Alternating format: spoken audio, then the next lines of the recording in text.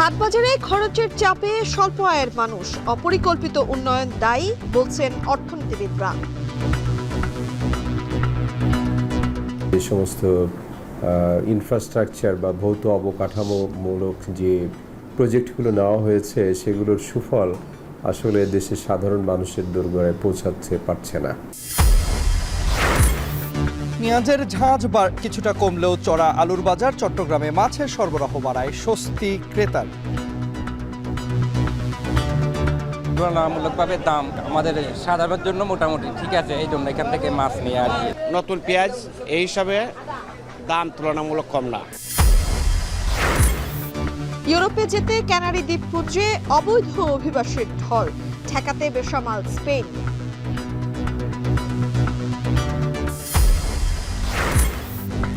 এবং অ্যান্টিগায় আজ বাংলাদেশের অগ্নি পরীক্ষা, নিজের 50তম টেস্ট স্মরণীয় করে রাখতে চান অধিনায়ক মিরাজ।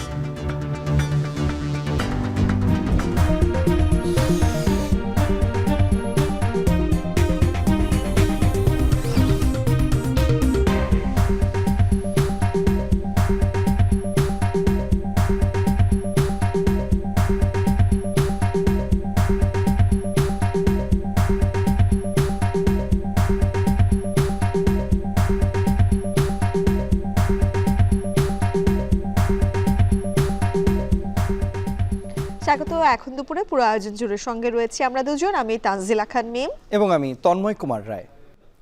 দেশে গত 15 বছরে আয়ের তুলনায় খরচ বেড়েছে কয়েক গুণ। এর প্রধান কারণ হিসেবে অপরিকল্পিত অবকাঠামো উন্নয়নকে দায়ী করছেন বিশ্লেষকরা। শুধু সামষ্টিক অর্থনীতি নয়, আওয়ামী লীগ সরকারের আমলে সুবিধাভোগীদের সিদ্ধান্তে ব্যাংক এবং শেয়ার বাজারের তারল্য এবং আস্থাও তলানিতে নেমেছে বলে মনে করছেন তারা। রাসেল আহমেদের তোলা ছবিতে আরও জানাচ্ছেন আতর নিয়ম। হাটবাজারের খরচে মধ্যম আয়ের মানুষের খুব একটা চাপ না হলেও গত 15 বছরে তা বোঝা হয়ে দাঁড়িয়েছে স্বল্প ও নিম্ন আয়ের মানুষের। 6% মূল্যস্ফীতি 1.5 যুগে ছাড়িয়েছে 12%-এর বেশি। পায়ে হেঁটে গত 20 বছর আগে গামছা বিক্রি করে না যতটা ভালো ছিলেন, তিনিও জানালেন টানাপোড়েনের কথা। আবার 2 যুগ ধরে ছোট টং দোকান বা রিক্সা চালানো ব্যক্তিও 15 বছরে আয়ের থেকে ব্যয় বেশি বৃদ্ধির ক্ষোভ প্রকাশ করলেন। 15 বছর আগে যে ইনকাম করতাম ওটা তো 300 টাকা মারলে যেটা, এখন 1000 মারিও সেটা। এখন তার টাকার বেশি, কিন্তু লাভ নাই। সংসার খরচ তো আগের থেকে অনেক রুজির উপর সংসার খরচ, বুঝেন না? আগে যদি 10,000 টাকা খরচ, 15-18,000 খরচ, 10,000 খরচ আর কি। আগে তো রুজি আসলে বেশি, খরচ বেশি। ভুল নীতিতে একের পর এক অবকাঠামো উন্নয়নে রাষ্ট্রের যতটা না আয় হওয়ার কথা, তার থেকে লোকসান গুনতে হচ্ছে কয়েক গুণ। মেট্রো রেল বা পদ্মা সেতুর মতো প্রয়োজনীয় প্রকল্প ইতিবাচক ভূমিকা রাখলেও মাথাপিছু ঋণের বোঝা বাড়িয়েছে কর্ণফুলী টানেল বা পদ্মার রেল সংযোগের মতো কর্মকাণ্ড। ফলে নাজুক অবস্থায় রয়েছে সামষ্টিক অর্থনীতি। শুধু সামষ্টিক নয়, এ খাতের তারল্য আর মূলধনী বাজারের অবস্থাও এখন অনেকটাই তলানিতে। গত 15 বছরে আওয়ামী সরকার অবৈধভাবে ব্যাংক দখলের সুযোগ দিয়েছে অনেককেই। এতে একদিকে খেলাপি ঋণ আর অর্থ আত্মসাতের পাহাড় গড়েছে এস আলম, নজরুল ইসলাম মজুমদার আর সালমান এফ রহমানের মতো অসাধুরা। আর শেখ হাসিনা সরকারের পতনে টাকা না পেয়ে হতাশ হচ্ছেন গ্রাহকরা। সরকার পতনের কারণে আর টাকা কিছু তো লুটপাট হয়েছে, সেটাও আপনার অবগত আছেন এই বিষয়ে। তো যার কারণে ব্যাংকও একটু ক্ষতিগ্রস্ত হয়েছে, সাথে আমরাও ক্ষতিগ্রস্ত হয়েছি। অনেক বছর যাবতীয় এই জিনিসটা লুট হয়েছে, একদিন 2 দিনের না। তো যেহেতু ধরেন 15 বছর যাবত লুট হয়েছে, ব্যাংকগুলো সরকারের পক্ষপাতিত্ব করে যে জন্য মূল কারণ তো ওইটাই, ঠিক আছে, টাকাটা পাচার হয়ে যাওয়ার কারণেই তো আমাদের এই সংকটটা। ব্যাংকের মতো পুঁজিবাজারেও সালমান এফ রহমান, এস আলম ও কারসাজি চক্রকে সুবিধা দিতে নেওয়া হয়েছে হুটহাট সিদ্ধান্ত। আওয়ামী সরকারের নিয়োগ দেয়া খায়রুল ও শিবলি কমিশনারদের ভুল সিদ্ধান্তে আস্থা হারিয়েছে বিনিয়োগকারী। আর 2010-এর ধস ও গত 15 বছরে খারাপ কোম্পানির শেয়ারের কারণে এই বাজার আর ঘুরে দাঁড়াতে পারেনি। ফ্লোর প্রাইস বলেন বা অন্যান্য আরও যেই ইয়াগুলো করা হয়েছে, এগুলো মার্কেটের জন্য অবশ্যই অনেক বড় ক্ষতি হয়েছে। শেয়ার মার্কেট থেকে হোক, ব্যাংক থেকে হোক, টাকা লুটপাট করার সুযোগ করে দিছে। এটা বাংলাদেশের ইতিহাসে নজিরবিহীন এক ধরনের প্রতারণা হয়েছে, যেটা হলো আমরা কখনোই এই সাধারণ বিনিয়োগকারী সমর্থন করি না। আমরা 15 বছর তিলে তিলে নিঃস্ব হয়ে গেছি। আমরা কষ্টার্জিত টাকা আনছি বিভিন্নভাবে, আশায়, লাভের আশায়, সেখানে আমরা নিঃস্ব হয়ে গেছি। গত 15 বছরে অর্থনীতিতে অবকাঠামো উন্নয়ন, ব্যাংক ও শেয়ার বাজার সহ সামষ্টিকভাবে যে সিদ্ধান্তগুলো নেওয়া হয়েছে, তা শুধু ব্যক্তি ও সুবিধাভোগের জন্য ছিল বলে জানিয়েছে বিশেষজ্ঞরা, যে কারণে একদিকে যেমন কোনো সুফল আসেনি, তেমনি ইতিহাসের সবচেয়ে বড় ক্ষতি হয়েছে দেশের অর্থনীতির। তাই আগামীতে এ খাতের পুনর্গঠনে সবাইকে স্বার্থহীনভাবে একসাথে কাজ করার পরামর্শ দেওয়া হয়েছে। অর্থনীতির সব খাতে আওয়ামী সরকারের একের পর এক সুবিধাভোগী সিদ্ধান্তে কষ্টে থাকা মানুষের অভিযোগের সংখ্যাই বেড়েছে গত 15 বছরে। অপরিকল্পিত অবকাঠামো উন্নয়নের মতো ব্যাংক খাতে নেওয়া সব সিদ্ধান্তেই ঘাটতি ছিল বলে জানান ব্যাংকাররা। সব ভুল সিদ্ধান্তের মধ্যে বড় ক্ষতি করেছে ব্যাংক দখল, ঋণ নিয়ে খেলাপি হওয়া আর অর্থ আত্মসাতের সুযোগ দেয়া। ব্যাংক খাতের যদি আমরা বিভিন্ন ভুল সিদ্ধান্তের কথা বলি, আমরা অনেকগুলো বলতে পারবো। ছোট বড় প্রচুর ভুল সিদ্ধান্ত ছিল। বড় ঋণ খেলাপিদেরকে নামমাত্র ডাউন পেমেন্ট দিয়ে তাদের শিডিউল করার ব্যবস্থা করে দেওয়া, এই বিষয়গুলো খুব আত্মঘাতী সিদ্ধান্ত ছিল ব্যাংকের জন্য। সময়সীমা যা বাড়িয়ে দেওয়া হচ্ছে, তাতে করেও কিন্তু খেলাপি ঋণ লুকিয়ে রাখার ব্যবস্থা করা হয়েছিল। এই দুটো খুব বড় সিদ্ধান্ত ব্যাংকগুলোকে তলে তলে কিন্তু খেয়ে ফেলেছিল। সেই সাথে অস্তিত্ব নেই এমন কোম্পানিকে তালিকাভুক্ত হয়ে অর্থ তোলার সুযোগ দেয়া আর আইনে ছাড় দিয়ে কারসাজিকারীদের সুবিধা দেওয়ার কারণে শেয়ার বাজার বিনিয়োগকারী হারিয়েছে বলে জানিয়েছেন এ খাতের ব্যবসায়ীরা। যত আইনি করা হোক, যতই সংস্কারের কথা বলো, আসলে কোনোটাই কিন্তু কাজে আসেনি। তারপর আমরা গত 15 বছর দেখেছি যে বাজারের সবচেয়ে মূল উপাদান যেটা আইপিওর কথা আমরা বলি, যে মানসম্পন্ন আইপিও আসে। 15 বছরে যেই নিয়ন্ত্রণ সংস্থার কাছে যে সমস্ত আইনি বিধানগুলো দেখেছি, সেগুলো আসলে বাজার বান্ধব কতটা ছিল সেই প্রশ্ন কিন্তু এখন সামনে চলে এসেছে। ধরেন আইপিওর ক্ষেত্রে কিন্তু নানা সমালোচনা থাকা সত্ত্বেও আইপিওর কাঠামোতে কিন্তু কখনোই আমরা তেমন একটা পরিবর্তন দেখিনি।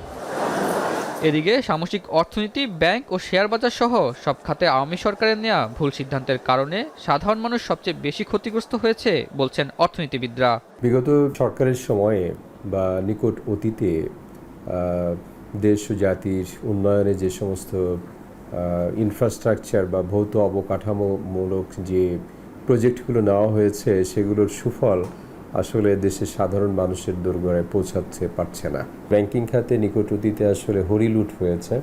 এখানে পুকুর চুরি না, এখানে আসলে সাগর সমপরিমাণ চুরি হয়ে গেছে। তো কোম্পানিকে সুযোগ দেওয়া হয়েছিল পুঁজিবাজার থেকে পুঁজি উত্তোলনের জন্য, কিন্তু সে সমস্ত কোম্পানির সঠিক যোগ্যতা ছিল কিনা সেটা কিন্তু দেখা হয়নি। বিশেষজ্ঞরা বলছেন গত 1.5 যুগে শেখ হাসিনার সরকারের স্বৈরাচারী শাসনে বেশিরভাগ সিদ্ধান্ত সুবিধাভোগের জন্যই নেওয়া হয়েছে। এতে গতি হারিয়েছে অর্থনীতি। তাই এই খাতকে দুর্দশা থেকে বের করে আনতে সব রাজনৈতিক দলকে নৈতিকতার সাথে কাজ করার পরামর্শ তাদের। আতাউর নিয়ন, এখন, ঢাকা। সংবাদকর্মীদের বিরুদ্ধে মিথ্যা মামলার বিষয়ে অন্তর্বর্তী সরকারের প্রধান উপদেষ্টা ডক্টর মোহাম্মদ ইউনূসের অবস্থানকে স্বাগত জানিয়েছে সাংবাদিকদের আন্তর্জাতিক সংগঠন রিপোর্টার্স উইদাউট বর্ডার্স। বৃহস্পতিবার প্রকাশিত বিবৃতিতে বাংলাদেশের সংবাদ মাধ্যমের স্বাধীনতা নিশ্চিতে ডক্টর ইউনূসের প্রতি আহ্বান জানায় আরএসএফ। জোর দেয় দেশের সংবাদ মাধ্যমের কাঠামোগত সংস্কারে ব্যবস্থা নেওয়ার ওপর। দেড়শো সাংবাদিকের বিরুদ্ধে তদন্তবিহীন হত্যা মামলা দায়ের করার বিষয়টি সম্প্রতি এক সাক্ষাৎকারে স্বীকার করেন ডক্টর ইউনূস। তার সরকার এই চর্চায় ইতি টেনে অভিযোগের সত্যতা খতিয়ে দেখে ব্যবস্থা নেওয়ার আশ্বাস দেন। 167 জন সংবাদকর্মীর অ্যাক্রিডিটেশন কার্ড বাতিল প্রসঙ্গে তিনি জানান, এতে তাদের কাজে কোনো বাধা আসবে না, শুধু সরকারি কার্যালয়ে প্রবেশাধিকার সীমিত হবে। সপ্তাহ ব্যবধানে পেঁয়াজের দাম কিছুটা কমলেও এখনও চড়া আলুর বাজার। দাম বাড়ার কারণ হিসেবে খুচরা বিক্রেতাদের অভিযোগ আড়তদারদের দিকে। তবে কাঁচা বাজারে শীতের সবজির সরবরাহ বাড়ায় দাম কিছুটা কমতির দিকে, যদিও ক্রেতারা বলছেন মৌসুম অনুযায়ী দাম কমেনি সবজির। শুক্রবারের সাপ্তাহিক ছুটির দিনে রাজধানীর বাজার ঘুরে আরও জানাচ্ছেন মাঝার ইমন। বাজারে দাম বিবেচনায় কয়েক সপ্তাহ ধরে আলোচনায় আলু পেঁয়াজের মূল্য, যে কারণে এই পণ্য দুটি ঘিরে দর কষাকষিতেও ছাড় দিচ্ছেন না ক্রেতা বিক্রেতা উভয়ই। নভেম্বরের শুরুতে খুচরা পর্যায়ে প্রতি কেজি আলু 60 থেকে 65 টাকায় বিক্রি হলেও বর্তমানে তা ঠেকেছে 70 থেকে 75 টাকায়। সেই হিসেবে 3 সপ্তাহের ব্যবধানে আলুর দাম কেজি প্রতি বেড়েছে 15 টাকা পর্যন্ত। তবে বেশ কিছুদিন চড়া থাকার পর চলতি সপ্তাহে কমেছে পেঁয়াজের দাম। 10 থেকে 15 টাকা কমে দেশি পেঁয়াজ 110 থেকে 120 টাকা, আর ভারতীয় পেঁয়াজ বিক্রি হচ্ছে 80 থেকে 90 টাকা। আলুর দাম কমাতে আমদানিতে জোর দিয়ে পাইকারি ব্যবসায়ীরা বলছেন, কাঁচা বাজারে আলুর দাম বাড়ানোর বিষয়ে সিন্ডিকেট করা সম্ভব না, তবে নতুন পেঁয়াজ বাজারে আসলে দাম কিছুটা কমবে। এই আলুর বাজার কমাইতে হইলে বাইরে তো প্রচুর পরিমাণ আলু আমদানি করতে হইব। এই আমদানিটা যদি না করতো, যা ওই করছে ভারত থেকে, এটুকু আমদানি না করলে কেজিতে আরো 10 টাকা বেশি থাকতো। পেঁয়াজের বাজার 10 থেকে 15 টাকা কমছে কেজিতে। কমার কারণ হচ্ছে ভারতীয় পেঁয়াজটা মোটামুটি আমদানি আছে, দেশি পেঁয়াজটাও কৃষক যখন শীত পরে আসছে পেঁয়াজের গাছ উঠে যায়, চারা উঠে যায়, এজন্য কৃষক ওইটা ছাড়তেছে। আড়তদারদের কাছ থেকে বেশি দামে আলু কেনার অভিযোগ খুচরা পর্যায়ের বিক্রেতাদের। আর আলুর দাম নাগালের বাইরে মন্তব্য করে ক্রেতারা বলছেন মৌসুম অনুযায়ী কমেনি পেঁয়াজের দামও। বর্তমান যে পেঁয়াজের দাম তুলনামূলকভাবে কম না, মানে আগের চেয়ে একটু কমছে বটে, কিন্তু মৌসুম হিসাবে দাম বেশি। আলুর অবস্থা খুবই খারাপ, মানে দেখেন যে 350 টাকা পারলে এখন সিজন আসছে, এরপরেও শীতকাল সবজি এত বাড়ার পরেও আলুর দাম এই অবস্থা। মানে গত সপ্তাহ থেকে এই সপ্তাহে নিম্নে 40 টাকা কমছে 1 কেজি পেঁয়াজ। দেশি পেঁয়াজ বেচছি গত সপ্তাহে প্রায় 140। এদিকে শীতের সবজির সরবরাহ বাড়লেও সেভাবে কমেনি বেশিরভাগ সবজির দাম। গেল সপ্তাহের দামেই বিক্রি হচ্ছে পেঁপে, ঢেঁড়স, বেগুন ও পটল। শীতের নতুন আলু 120 টাকা, কাঁচা টমেটো বিক্রি হচ্ছে কেজি প্রতি 70 টাকা দরে। বর্তমানে গত সপ্তাহে এক সেমে সবজি রেটটা আছে। এখন কপির দাম একটু আগের চেয়ে একটু কম, আগে ছিল 70-80, এখন 50-40-60। বিক্রেতাদের দাবি অনুযায়ী দাম কমার বিষয়ে একমত নন ক্রেতারা। তারা বলছেন 2-1টি ছাড়া এখনো বাড়তি বেশিরভাগ সবজির দাম। শীতকালে অনুযায়ী আপনার এই যে কফির দামটা একটু কম পাইতেছে আর কি, কিন্তু গত সপ্তাহে আমি ছোট ছোট দুইটা নিয়েছি 150 টাকা দিয়ে। বাজারের হালচাল তো আসলে জিনিসপত্রের দাম যেভাবে বাড়ছে, আশা করতেছি নতুন তৈরি উঠলে কমবে আর কি। বাজারে কেজি প্রতি ব্রয়লার মুরগি 190 টাকা, সোনালী মুরগি 280 টাকা আর দেশি মুরগি কেজি প্রতি বিক্রি হচ্ছে 650 থেকে 700 টাকায়। এছাড়া স্থিতিশীল রয়েছে গরু ও খাসির মাংসের দাম। মাঝার ইমন, এখন, ঢাকা। সামুদ্রিক মাছে ভরপুর দেশের অন্যতম বৃহত্তম পাইকারি মাছ বাজার চট্টগ্রামের ফিশারি ঘাট। সরবরাহ বাড়ায় বাজারে মাছের দামে এসেছে স্বস্তি। তবে ইলিশের যোগান কম থাকায় বছর শেষেও হতাশ ক্রেতা বিক্রেতারা। বিস্তারিত জানাবেন ফয়সাল করিম। শীত ভরে সাগরের মাছ উত্তাপ ছড়াচ্ছে চট্টগ্রাম নগরীর ফিশারি ঘাটে। জমজমাট মাছ বাজারে মূল আকর্ষণ এসব বিশাল বিশাল আকারের মাছ। মঙ্গলবার রাতে গভীর সমুদ্রে জেলেদের জালে ধরা পড়ে বিশাল আকারের কোরাল, পাঙ্গাস ও লাক্ষা। ট্রাক থেকে নামাতেই যা ঘিরে উৎসুক মানুষের ঢল। মূলত এক একটি 35 থেকে 40 কেজি ওজনের কোরাল নজর কাড়ে সকলের। আড়তে ওঠার 20 মিনিটেই মনপ্রতি 10 লাখে দুটি কোরাল কিনে নেন স্থানীয় 2 মাছ ব্যবসায়ী। তারা জানান এই মাছ কেজি প্রতি 1000 টাকা হলেও পটকা বা বায়ুথলির দাম ওঠে লাখ লাখ টাকা। যে মাছের পটকা যত বড় সে মাছ থেকে আয়ও তত বেশি। পটকার উপরে বেচিক করে আমরা ক্রয় করছি আর কি। এখন নসিব হয়তো এটাতে 2 লাখ লাভ হইতে পারে, নাহলে আবার 2 লাখ লস হইতে পারে। 17 কেজি 18 কেজি হয়ে থাকে, এগুলা বিশেষ করে পতনাটা একটু দাম বেশি। মূলত শীতের সময় এমন বিশাল আকৃতির মাছ ধরা পড়ে জেলেদের জালে। বছরে 5 থেকে 6 বার বাজারে এমন মাছের দেখা পান ব্যবসায়ীরা। বড় মাছ ছাড়াও শুক্রবারে বাজারে অন্যান্য সামুদ্রিক মাছের যোগান ছিল পর্যাপ্ত, দামও ক্রেতার নাগালে। মূলত কোরাল, লাক্ষা, রূপচাঁদা, সুরমা, পোয়া, চিংড়ি, কামিলা মাছের যোগান ছিল বেশি। সাবা সুরমা মাছ, তেলিয়া মাছ এবং ফাঙ্গাস মাছ, কামিলা মাছ সবগুলো মাছ কেজিতে 100 টাকা করে আগে থেকে কমে গেছে। এখন গত সপ্তাহ তুলনায় অনেক কমছে, কেজি প্রতি 100 টাকা কমছে। বর্তমান অবস্থান হিসেবে মাছের বাজারের দর মোটামুটি সব ক্রেতাদের সাশ্রয় মূল্যের মধ্যে আছে। এখানে সরাসরি দেখে যে টেস্টটা পাই, তাজাটা পাই, সেটা খুচরা মার্কেট থেকে অনেক সময় পাওয়া যায় না। এখানে স্যাটিসফ্যাকশনটা কম্পারেটিভলি অনেক ভালো। আমাদের সাধারণের জন্য মোটামুটি ঠিক আছে, এই জন্য এখান থেকে মাছ নিয়ে আর কি। খুচরা বাজারে একটু দাম বেশি, এখানে আমাদের পাইকারি নিতে পারে, এই জন্য সুবিধা, এই জন্য এখান থেকে মাছ নিতে আসে। পুরো বাজারে সামুদ্রিক মাছের জোয়ার থাকলেও ইলিশ যেন অধরা। গভীর সমুদ্রে মাছ চলে যাওয়ায় এ সময় বোট ফিরেছে ইলিশ ছাড়াই, দামও তাই নাগালের বাইরে। দেশের অন্যতম বড় পাইকারি এই মাছ বাজার সামুদ্রিক মাছের পাশাপাশি ভরপুর ছিল মিঠা পানির মাছেও। ফয়সাল করিম, এখন, চট্টগ্রাম। তন্ময়, হেমন্তের মাঝামাঝি সময় কাটাচ্ছি আমরা। শহরে এখনো শীতের আমেজ পুরোপুরিভাবে তেমন একটা না থাকলেও কিন্তু গ্রামে শীতের আমেজ একদমই দেখা যাচ্ছে এবং নতুন ফসল ঘরে তোলায় কিন্তু ব্যস্ত সময় পার করছেন কৃষকরা।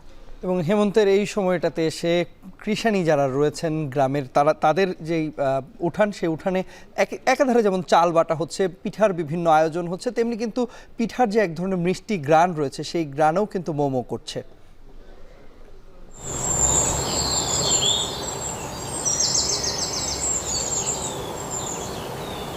যখন ধান কাটি তখন আমার অনেক একটা মনের মধ্যে ফুর্তি লাগে। ধান বিক্রি করার পরে মায়ের জন্য, পোলাপানের জন্য, বউয়ের জন্য কাপড় চোপড় ইত্যাদি ইত্যাদি আনা হয়। এমন ধানের পিঠে স্বাদ বেশি, ইরি ধানের পিঠে স্বাদ লাগে না, বানানো ভালো হয় না। শিশিরের শব্দের মতন সন্ধ্যা আসে। এখন শিশির হয়তো পরে, কিন্তু আমাদের তো টিনের চাল নেই। তন্ময়, শীতের আগমনের শুরুতে ভ্রমণ পিপাসুরা যারা রয়েছেন তারা কিন্তু সমুদ্র সৈকত, কক্সবাজার বলি কিংবা কুয়াকাটা বলি সেখানে ভিড় করছেন। আসলে এখন যে আবহাওয়াটা চলছে, একদম শীত আসি আসি করছে, হেমন্তের মাঝামাঝি সময়টা চলছে, এই সময়টা ভ্রমণ পিপাসুরা একটু চায় সমুদ্রের বিশালতায় নিজেকে মেলে ধরতে, একটা অন্যরকম আবহে ছুটির সময়টা কাটাতে। শুধু সমুদ্রই নয়, যারা অনেকেই রয়েছেন যারা পাহাড়কে ভালোবাসেন, অবশ্যই পাহাড়ের টানেও ছুটে যান। এবং আমরা দেখেছি পার্বত্য যে জেলাগুলো রয়েছে, রাঙামাটি, বান্দরবান, খাগড়াছড়ি, সেখানেও পর্যটকদের ব্যাপক সমাগম হয়েছে এবং পর্যটন নির্ভর যে ব্যবসা বাণিজ্য রয়েছে সেগুলো বেশ চাঙা রয়েছে। সহকর্মীদের পাঠানো তথ্য ছবিতে বিস্তারিত জানবো প্রতিবেদনে। হালকা শীতের আমেজ আর সাপ্তাহিক ছুটি মিলিয়ে সাগরের নীল জলরাশিতে লাখো পর্যটক। সাগর তীর জুড়ে হই হুল্লোড়ে মাতোয়ারা নানা বয়সী মানুষ।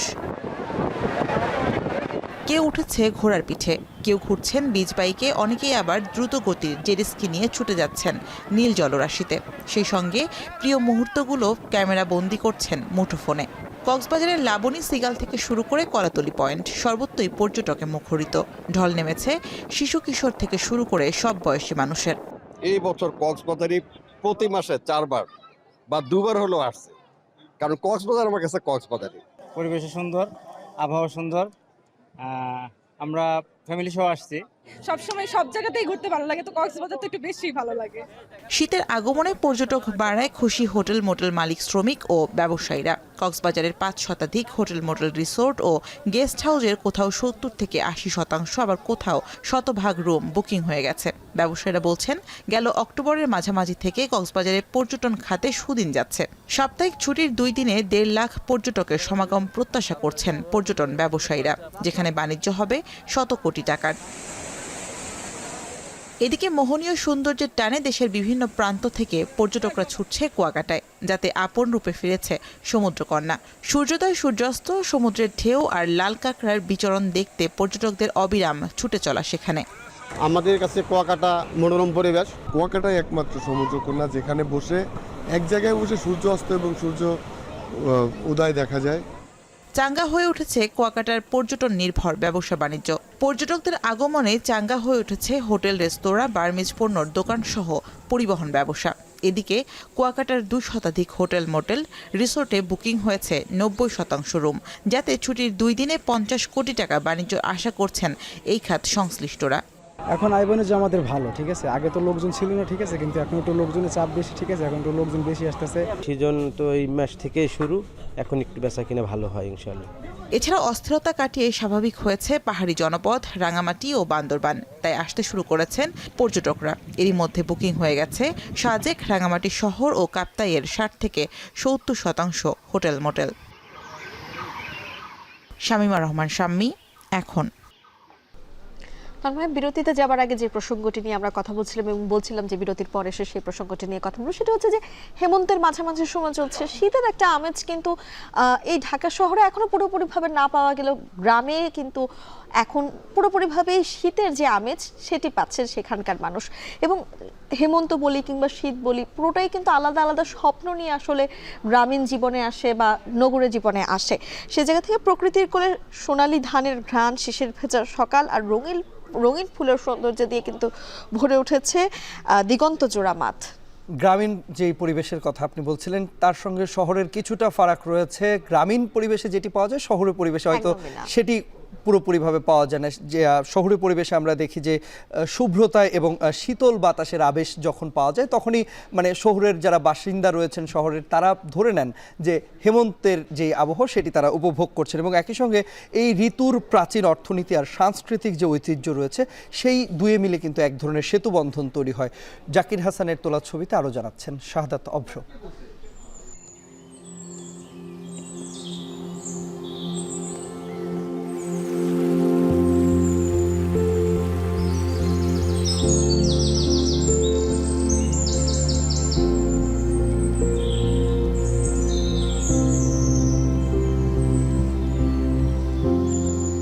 প্রথম ফসল গেছে ঘরে, হেমন্তের মাঠে মাঠে ঝরে শিশিরের জল।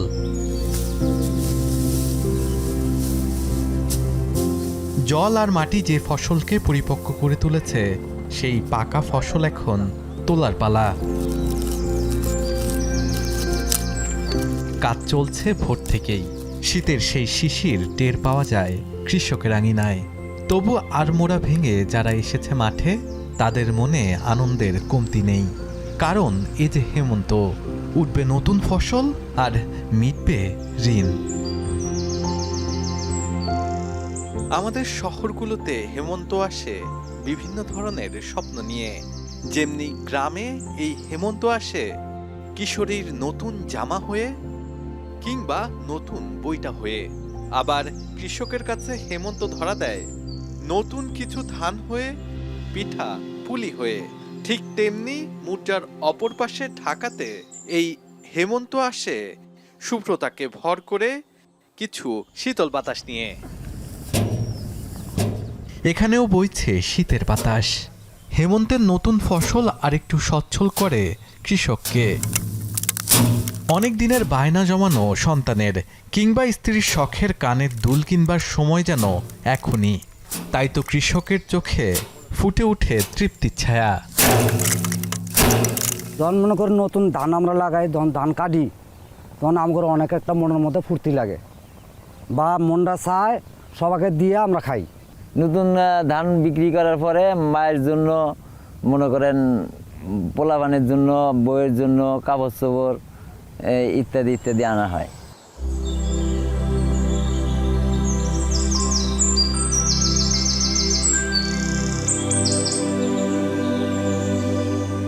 দিগন্তচোরা মাঠে ভেসে আসে কৃষানির সুর। কুমড়ো শাকের ক্ষেতের দায়িত্বটা যেন তার। সকালের রান্না শেষে সেও আসে মাঠে। 3.5 লক্ষ টাকা লাভ শাক বেচছি, আল্লাহ দিলে অনেক 2.5 লক্ষ টাকা লাভ হয়েছে। গৃহস্থের ধান হয়েছে 2 লক্ষ টাকা, আল্লাহ দিলে অনেক আবার ধান খেতে ইয়া করে আলু খেতে করি। অন্যদিকে যারা ফসল ঘরে তুলেছে, তাদের ঘরে এখন উৎসবের আমেজ। পিঠাপুলি আর মিষ্টি মুখের ধুম লেগেছে। চাল বাটার শব্দ আর পিঠার মিষ্টি ঘ্রাণে ভরে উঠেছে উঠান। এমন ধানের পিঠে স্বাদ বেশি, ইরি ধানের পিঠে স্বাদ নাকি না, বানানো ভালো হয় না। এনে কলে বাঙ্গাইয়ে খায়, আর আগে ডেহিতে পারাই ভেঙে বানাই খাওয়াইছে। হেমন্ত আর কৃষকের সম্পর্ক যেন পৃথিবীর মতোই প্রাচীন। আধুনিক জীবনে হেমন্তের অবদান অনেকাংশই ফিকে হলেও কৃষকের সন্তান এখনও এই ঋতুর অপেক্ষায় দিন গুনে। নতুন ধান লাগিয়েছে, সেই ধানটা কবে উঠবে, কৃষানি থেকে শুরু করে একজন কৃষকের ছেলে মেয়ে, তার পাড়া প্রতিবেশী, তার যারা হচ্ছে পাওনাদার দেনাদার, সবাই কিন্তু প্রহর গুনত যে এই নতুন ধান কবে উঠবে।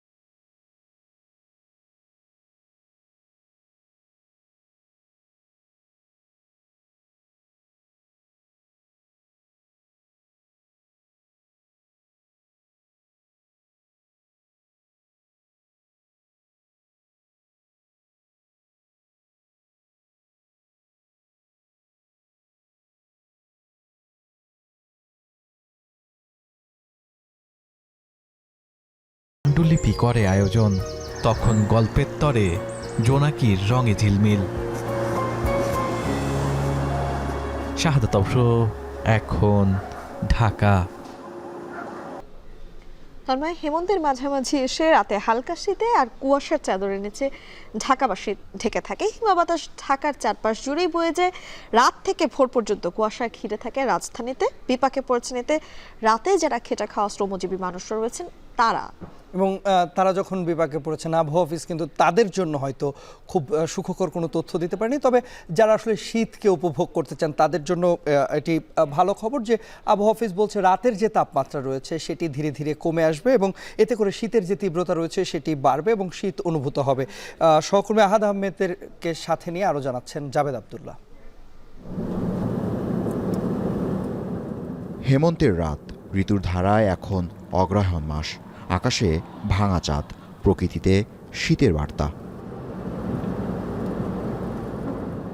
রাজধানীর বাতাসে শিরশির ভাব, মৃদু শিশির ঝরা রাত নিয়ে শীত আসে উদাসী সন্ন্যাসীর বেশে।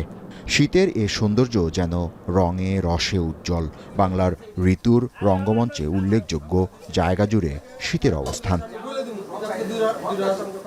পথে নেমে বোঝা যায় যারা সড়কে তাদের রয়েছে জীবিকার তাগিদ। শ্রমজীবীরা বললেন পথটাই তাদের ঘরবাড়ি আর অর্থ আয়ের উৎস। 4টা বাজে দোকান খুলি, এই যে মনে করো হাঁসের মাংস যাবো 10টা 8টা রান্ধি, এটা বেচা শেষ যায়। শীতকালে ভুট্টা চলে, তাছাড়া গরমে চলে না। ক্যাব আছে মোটামুটি, একটু আগের তো একটু কম, আগে একটু গরম আসলো বেশি হইতো, মানে শীতে মানুষ হাঁটতেই যায় বেশিরভাগ। শীতের রাতের শোভা অনুপম।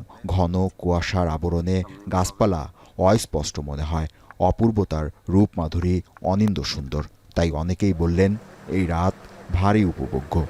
শীতে ভালো লাগে দেখে 300 ফিরে আসছি, বাচ্চা কাচ্চা নিয়ে, ছেলে মেয়ের জামাই নিয়ে। ফেভারিট একটা সিজন যেটা আমার খুবই ভালো লাগে, আর এই টাইমে ঘুরতে খুব মজা, কারণ গরমটা পাচ্ছি না। হাঁসের মাংসটা শীতের মধ্যে খায় সবাই সবচেয়ে বেশি, তো সেই জন্য আসলাম আর।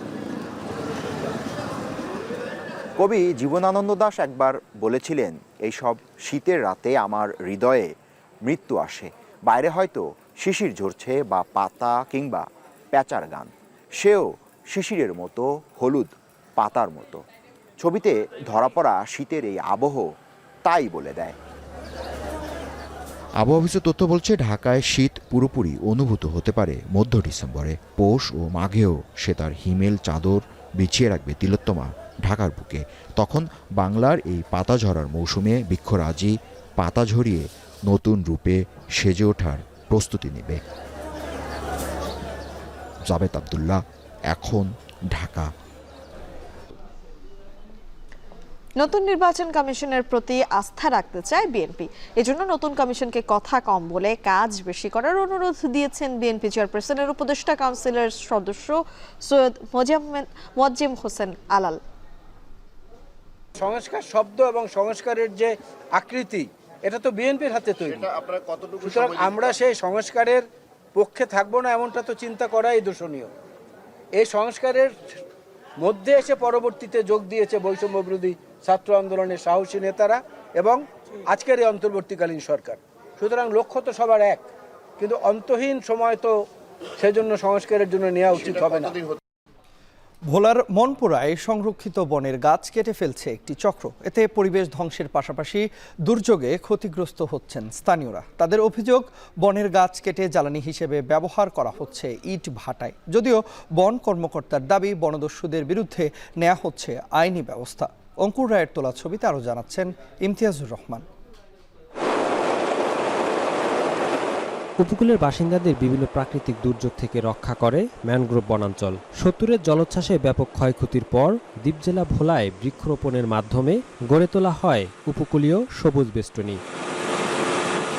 তবে সাগর তীরের এই ম্যানগ্রোভ বন নির্বিচারে ধ্বংস করছে ভূমি ও বনদস্যুরা। মনপুরার আলমনগর, জংলার খাল, উত্তর সাকুচিয়া, লতার খাল, দক্ষিণ সাকুচিয়া, পচাকোরালিয়া সহ বিভিন্ন এলাকায় গাছ কেটে বন ধ্বংস করা হচ্ছে। নেই আগের মতো পাখিদের কলকাকলি। দিন দিন বনের সৌন্দর্য হারিয়ে হরিণের পাশাপাশি কমে গেছে পর্যটকও। প্রভাবশালীদের ছত্রছায়ায় গড়ে তোলা হচ্ছে ঘরবাড়ি, মাছের খামার আর হাটবাজার। নদীতে ভাঙ্গি বাগান ছোট হয়ে গেছে, ফড়িং বন পাখি যা ছিল সব ধরেন না বিভিন্ন জায়গায় চলে গেছে, ইয়া পরে কিছু পোশাক প্রকাশশালী ক্ষমতার বলে কিছু খাইছে, এরপরে কেরবা গাছ টাছ অনেক আছিল, এদিন ক্ষমতার বলে কেউ খাইছে, বেশি ফেলাইছে, ফরেস্টারও বেচছে। হরিণ, বানর এইসব ছিল মনপুরার একটা আলাদা সৌন্দর্য।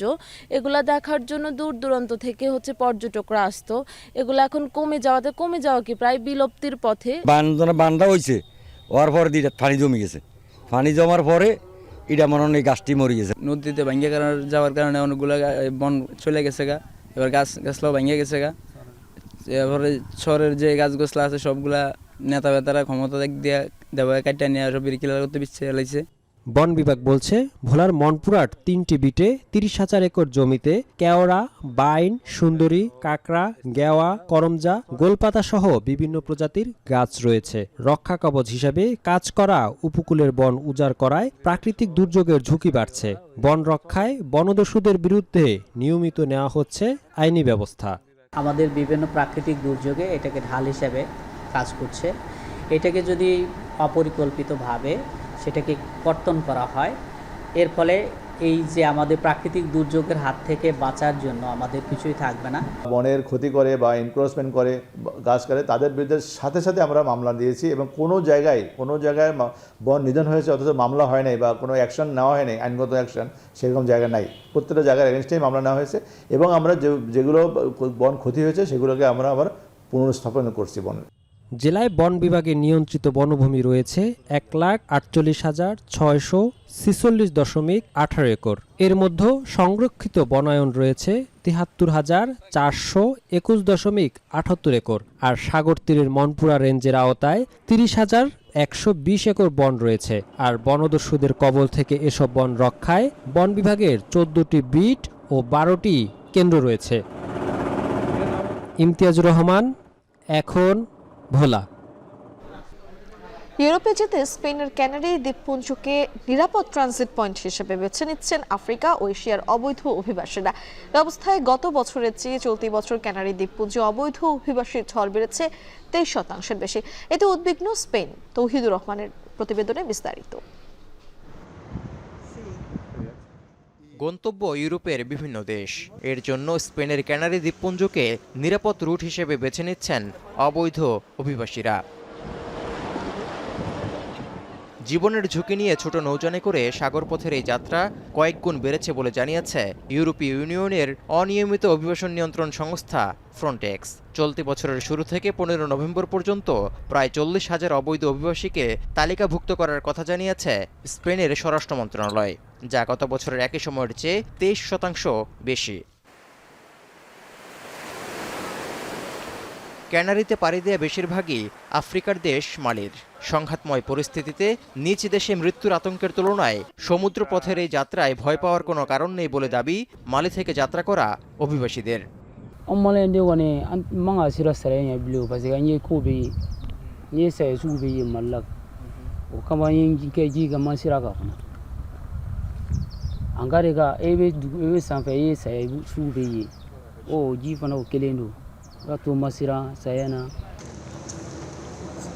মালি ছাড়াও ক্যানারি দ্বীপপুঞ্জে পাড়ি দিচ্ছেন আফগানিস্তান, পাকিস্তান সহ অনেক দূর দেশের অভিবাসীরাও। গন্তব্যে পৌঁছাতে চোরা কারবারের হাতে সর্বোচ্চ 16,000 ইউরো তুলে দিচ্ছেন তারা। সংযুক্ত আরব আমিরাত, ইথিওপিয়া ও সেনেগাল দিয়ে পৌঁছে দেওয়া হচ্ছে অবৈধ অভিবাসীদের।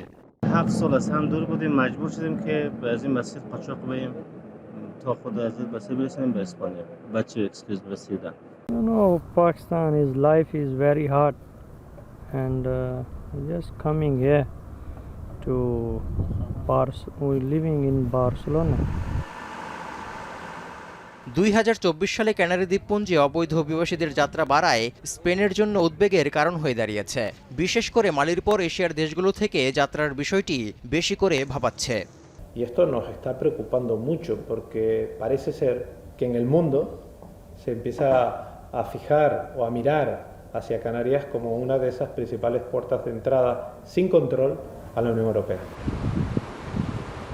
বর্তমানে লিবিয়ান কর্তৃপক্ষের কঠোর নিয়ন্ত্রণে ইতালির উদ্দেশ্যে রওনা হওয়া নৌকাগুলো বাধাগ্রস্ত হওয়ায় ক্যানারি দ্বীপপুঞ্জ ইউরোপে অবৈধ অভিবাসী প্রবাহের ইঙ্গিত দিচ্ছে বলেও মনে করছেন বিশেষজ্ঞরা। into Europe has changed over the past year, as it has been changing in recent years depending on the degree of externalization. Canary দ্বীপপুঞ্জে পৌঁছানোর চেষ্টায় সমুদ্রে নৌযান ডুবির ঘটনায় 2024 সালে এখন পর্যন্ত কমপক্ষে 800 অভিবাসী মারা গেছেন। তৌহিদুর রহমান, এখন বিশ্ব। এরই মধ্যে দিয়ে চলে এলাম এখন দুপুরের একেবারে শেষ প্রান্তে, তবে যাবার আগে শিরোনামগুলো জানিয়ে দিব আরও একবার। হাট বাজারের খরচের চাপে স্বল্প আয়ের মানুষ, অপরিকল্পিত উন্নয়ন দায়ী বলছেন অর্থনীতিবিদরা। যে সমস্ত ইনফ্রাস্ট্রাকচার বা ভৌত অবকাঠামোমূলক যে প্রজেক্টগুলো নেওয়া হয়েছে সেগুলোর সুফল আসলে দেশের সাধারণ মানুষের দোরগোড়ায় পৌঁছাতে পারছে না। পেঁয়াজের ঝাঁজ কিছুটা কমলেও চড়া আলুর বাজার, চট্টগ্রামে মাছের সরবরাহ বাড়ায় ক্রেতার স্বস্তি। তুলনামূলকভাবে দাম আমাদের সাধারণের জন্য মোটামুটি ঠিক আছে, এই জন্য এখান থেকে মাছ নিয়ে আর কি। নতুন পেঁয়াজ এই হিসাবে দাম তুলনামূলক কম না। ইউরোপে যেতে ক্যানারি দ্বীপপুঞ্জে অবৈধ অভিবাসীর ঢল, ঠেকাতে বেসামাল স্পেন।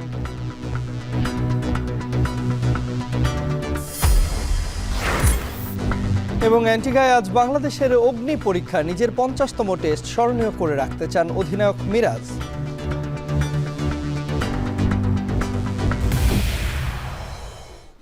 এই ছিল এখন দুপুরে। এখন টেলিভিশন ওয়েবসাইটে দেখতে ভিজিট করুন www.ekhon.tv। ফেসবুকে দেখুন facebook.com/tv.ekhon আর ইউটিউবে দেখুন youtube.com/c/ekhon tv।